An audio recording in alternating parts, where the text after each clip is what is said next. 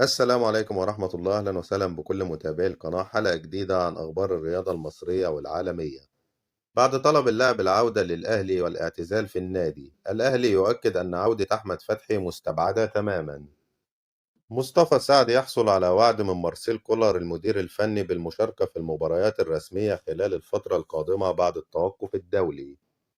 النادي الأهلي ينفي أنباء تلقي مارسيل كولر عرض من أحد الأندية البلجيكية ورغبته في الرحيل عن تدريب النادي الأهلي. عودة محمود كهربا وعلي لطفي للتدريبات بعد تعافيهم من نزلة البرد وابتعادهم عن التدريبات. الكابتن محمود الخطيب يعود من رحلته العلاجية في فرنسا 14 نوفمبر، واجتماعات هامة مرتقبة فور وصوله مع المدير الفني وشركة الكرة بالنادي الأهلي. مارسيل كولر المدير الفني للنادي الأهلي يدرس تغيير مركز حسين الشحات في الأهلي بسبب صعوبة حصول اللاعب على فرصة المشاركة في مركز الجناح الأيمن في ظل تألق طاهر محمد طاهر وكريم فؤاد في هذا المركز.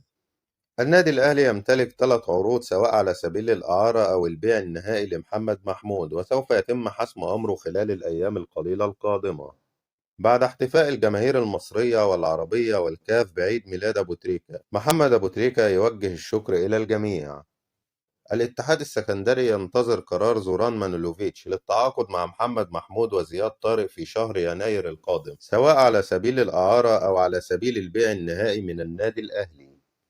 المراكز التي طلب مارسيل كولر بتدعيمها خلال الانتقالات الشتوية من إدارة النادي الأهلي: مدافع طويل القامة بديل لمحمد عبد المنعم ومحمود متولي، باك ليفت بديل لعلي معلول، لاعب وسط رقم 8 بديل لعمرو السولية، جناح أجنبي سوبر، بالإضافة إلى مهاجم صريح رقم 10 يستغل أنصاف الفرص لتسجيل الأهداف. والأولوية بالنسبة للمدير الفني هو بديل لعلي معلول ولاعب رقم 8 في وسط الملعب. النادي الأهلي ينهي الاتفاق المبدئي مع اللاعب الصاعد فوفانا صاحب 21 عام تحسبا لضمه في الانتقالات الشتوية القادمة. أحمد شوبير: مارسيل كولر أعطى اللاعبين الدوليين فترة راحة سلبية قبل انضمامهم لمعسكر المنتخب، ولكن حمدي فتحي رفض فترة الراحة وطلب من كولر أن يتمرن في الجيم لحين بداية المعسكر. تألق كبير لمارسينهو صفقة النادي الأهلي المنتظرة في الدوري الياباني مع كواساكي، وأنباء عن تمسك الفريق الياباني باللاعب واستمراره مع الفريق حتى نهاية عقده في يناير 2024. محمود الونشي يسافر إلى إنجلترا للخضوع لجراحة بعد إصابته بقطع في الأربطة الخلفية. مسحة طبية للاعبي المنتخب الوطني قبل الانضمام إلى المعسكر. روي فيتوريا يفاضل بين مصطفى فتحي ورمضان صبحي ثنائي بيراميدز للانضمام إلى قائمة المنتخب الوطني. الجهاز الفني لمنتخب مصر يؤكد على انضمام محمد صلاح لمعسكر المنتخب قبل مواجهة بلجيكا، وينفي أنباء اعتذار اللاعب عن الحضور. أحمد حسام ميدو: عدم ضم كريم فؤاد لمنتخب مصر بالنسبة لي لغز كبير. نادي المريخ السوداني يفاوض حسام حسن لتولي القيادة الفنية للفريق. الصحافة الإنجليزية تتغنى بمحمد صلاح بعد إحرازه هدفين في مرمى توتنهام وقيادة ليفربول للفوز في الدوري الإنجليزي. عدل القيعي: ريني فايلر كان جدا ولكنه يجعلك تحمل الهم عندما يكون مسؤولا عنك، أما كولر فهو جاد ولكنه هادئ ونتمنى تحقيق المزيد من النجاح. عامر حسين عضو مجلس إدارة اتحاد الكرة: البعض يردد أن هناك غضب من المدير الفني للأهلي والزمالك بسبب توقف المصفقة، ويجب ألا يتم ترديد ذلك لأن هناك قمة مناخ وأمر طبيعي أن يتم النظر للأهم فالمهم، وهي أمور ليست بيدنا.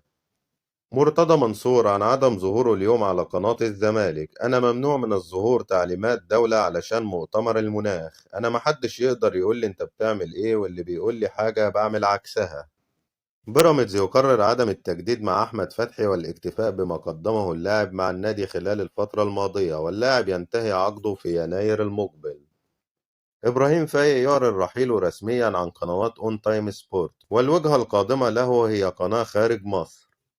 ساديو ماني ردا على الهجوم على إقامة كأس العالم في قطر: من لا تعجبه قطر فلا يذهب لكأس العالم، دعونا نستمتع بأجمل نسخة كأس عالم ستقام، وإذا كانت حجتكم حقوق الإنسان فنحن المسلمين علمنا ديننا أكثر من الغرب ومن يتبعون حقوق الإنسان. هدف محمد صلاح في مرمى مانشستر سيتي يفوز بجائزة هدف الشهر في ليفربول.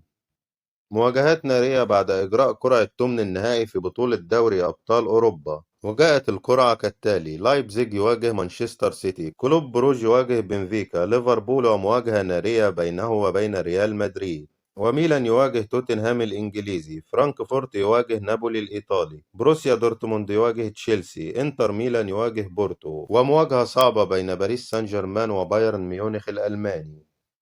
صحف إنجليزية: مجموعة فينوية المالكة لنادي ليفربول قررت عرض النادي للبيع. بوادر أزمة في ريال مدريد. ريال مدريد لا يرحب باستمرار إيدن هازارد ويسعى للتخلص من اللاعب في الميركاتو الشتوي القادم، لكن اللاعب يرفض الرحيل. المعلق الرياضي رؤوف خليف: منتخب السنغال سيذهب بعيدا في كأس العالم، خصوصا أنه محظوظ نسبيا بالتواجد في مجموعة ليست صعبة ويملك نجوما كبار. بعد إعلان أسوان تعيين المدير الفني أيمن الرمادي مدرب عجمان ونادي الإمارات السابق لقيادة الفريق في الفترة القادمة. رئيس أسوان حلمي طولان مدرب كبير، ولكن قد تكون طلباته المادية تفوق قدرة أسوان، ولذلك لم نتواصل معه. عبد الرحمن منو وزياد طارق يقودان فريق الأهلي شباب 2001 للفوز على فاركو بهدفين مقابل هدف في بطولة دوري الجمهورية. زياد طارق أحرز الهدف الأول للنادي الأهلي وقدم مستويات جيدة خلال المباراة.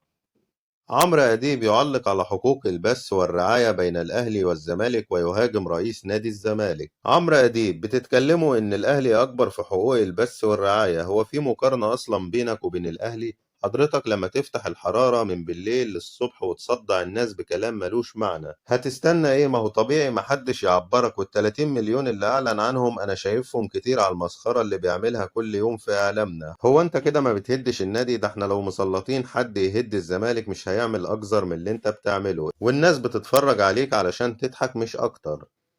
في واقعة تاريخية: 10 بطاقات حمراء في مباراة كرة قدم بين بوكا جونيور وراسنج بنهائي كأس الأرجنتين، والتي انتهت بفوز الأخير 2-1.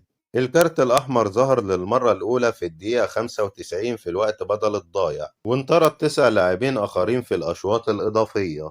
ديفيد ديخيا حارس مرمى مانشستر يونايتد ينفرد برقم أكثر لاعب خوضا للدقائق في تاريخ الدوري الإنجليزي برصيد 4000 دقيقة في عمر البطولة.